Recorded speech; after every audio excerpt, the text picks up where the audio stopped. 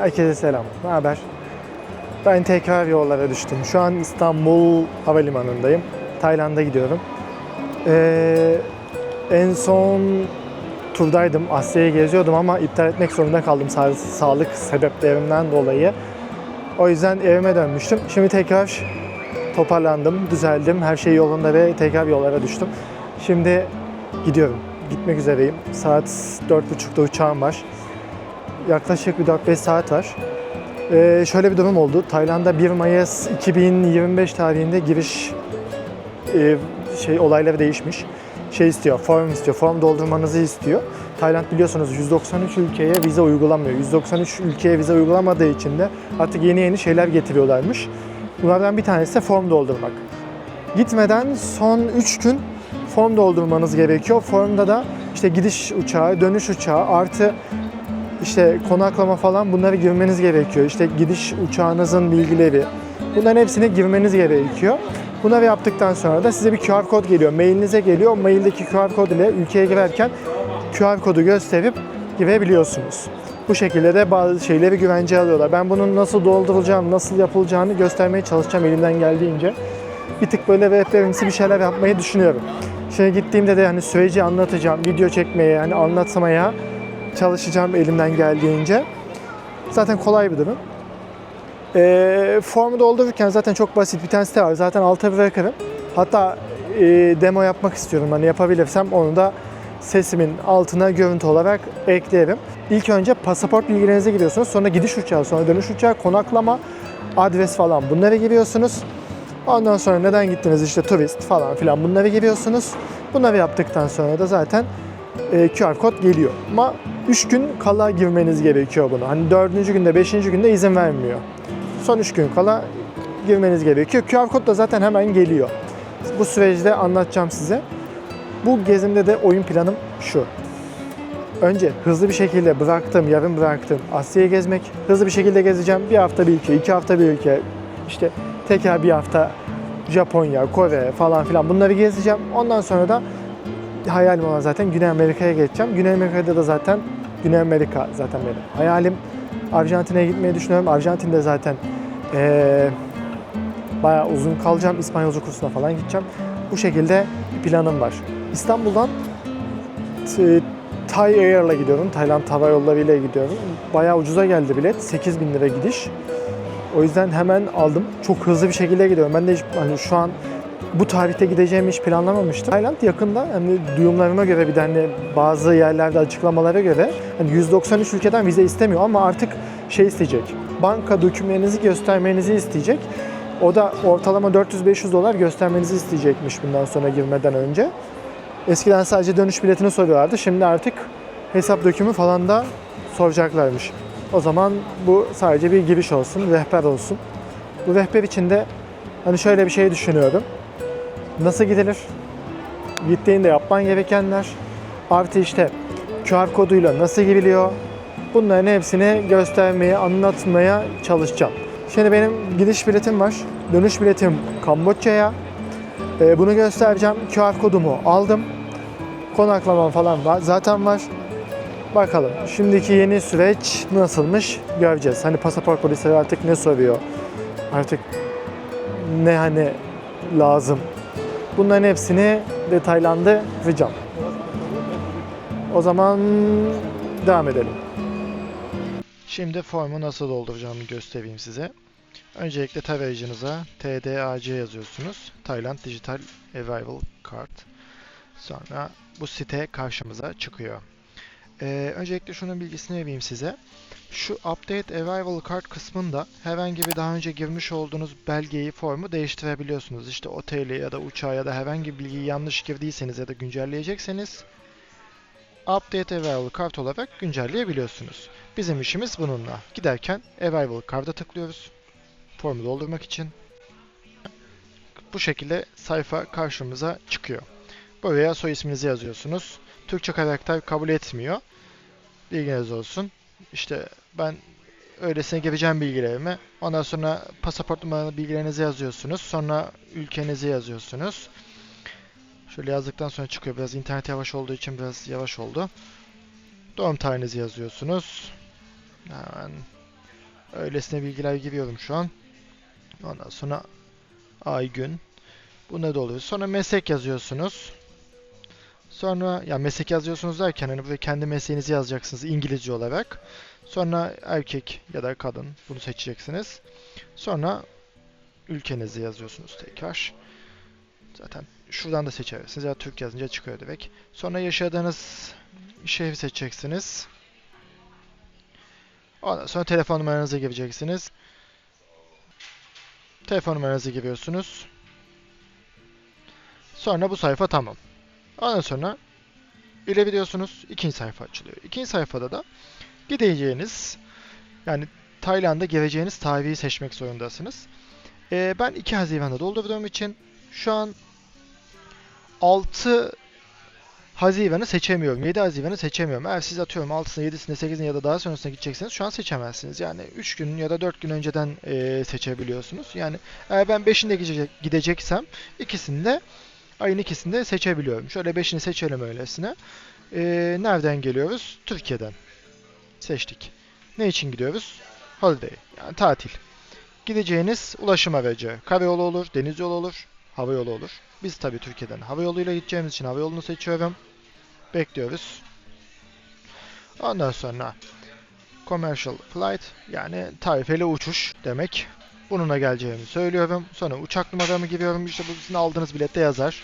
İşte örnek veriyorum böyle bir numara oluyor uçuş numarası. Sonra bu dönüş. Bakın fark ettiyseniz gidişinizde yıldız hani zorunlu. Gidiş uçağınızı yazmak zorundasınız. Ama dönüş yazmak zorunda değilsiniz.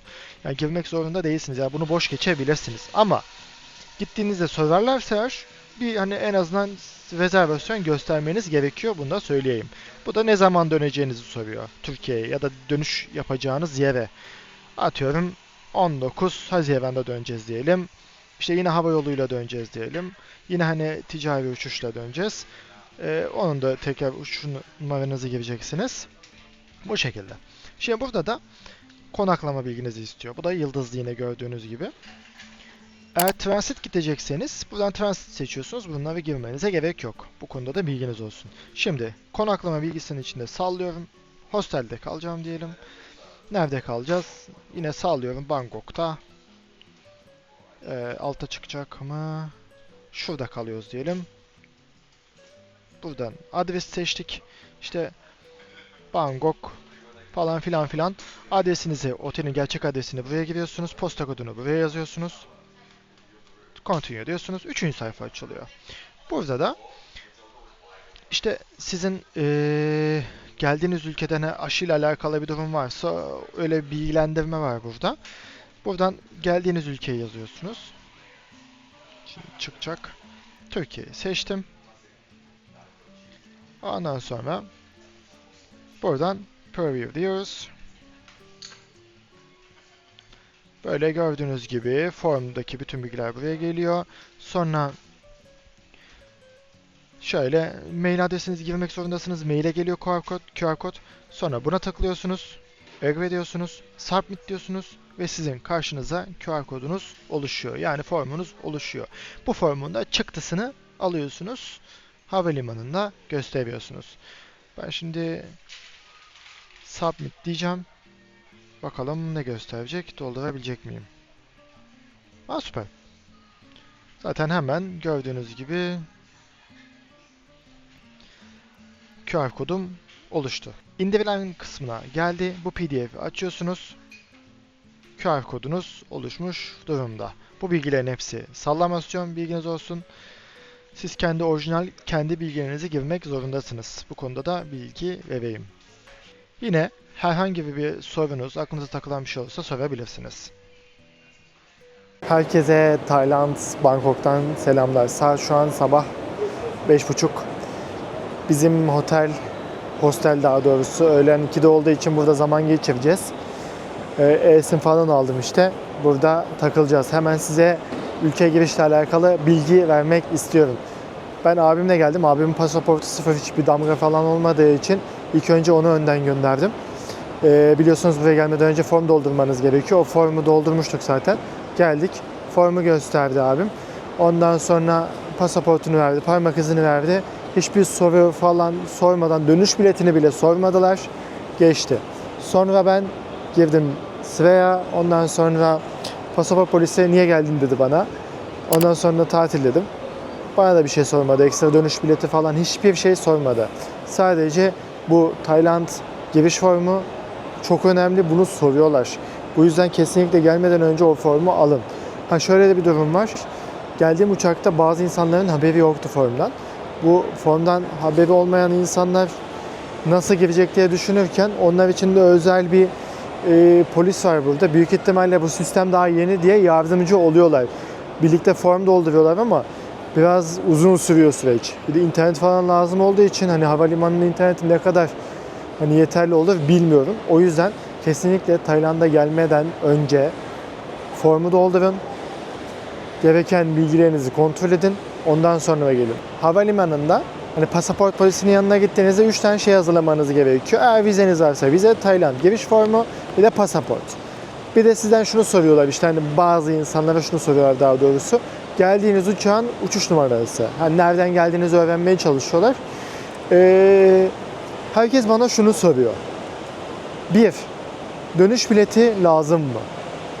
Şimdi şöyle yani hangi ülkeye giderseniz gidin rastgele soruyorlar. İsterseniz hani 100 tane vizeniz olsun, isterseniz pasaportunuz bomboş olsun. Sonra da verirler, sormaya da verirler. Eğer sorduklarında yok derseniz bu sizin için sıkıntı olabilir. Bunu nasıl hani önüne geçersiniz? Bunun bir çözümü yok.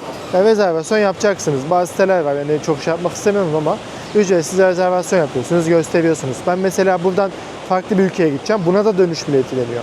Bir de insanlar şunu karıştırıyor. Şimdi dönüş bileti dediğimiz şey hani Türkiye'den Bangkok'a geldik. Bangkok'tan Türkiye'ye dönüş değil. Bangkok'tan farklı bir ülkeye gideceksinizdir. O ülkeye aldığınız bilet dönüş bileti olarak geçiyor.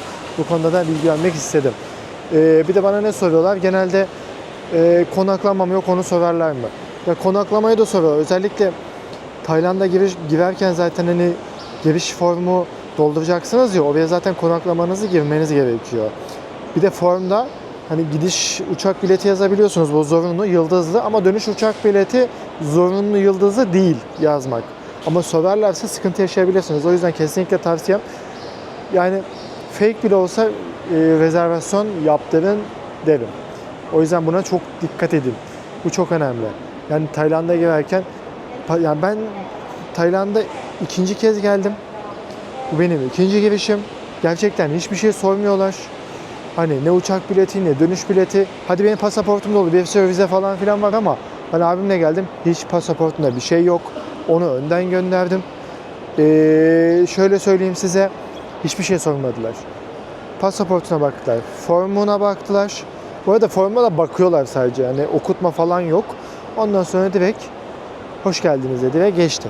O yüzden hani soracağınız bir şey olursa yorumlardan sorabilirsiniz. Yardımcı olmaya çalışalım. Şu an saat 5.30 sabah. Hava inanılmaz sıcak. Arada yağmur yağıyor, bulutlu ama gene sıcak. Ben anlayamadım yani. Gezmeye başlayacağız ama önce hostele yerleşmemiz lazım. Hostele giriş saat 2'de.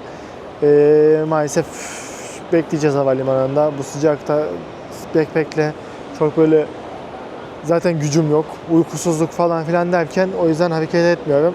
Hostele gideceğim, yerleşeceğim. Ondan sonra gezmeye başlayacağım. Büyük ihtimalle hostele gittikten sonra biraz uyurum. Ondan sonra da gezmeye başlarım. Bu sefer daha dolu dolu, daha böyle bir şeyleri tada gezmek istiyorum. O yüzden abone olmayı unutmayın lütfen. Beğenmeyi de unutmayın. Teşekkür ediyorum şimdiden.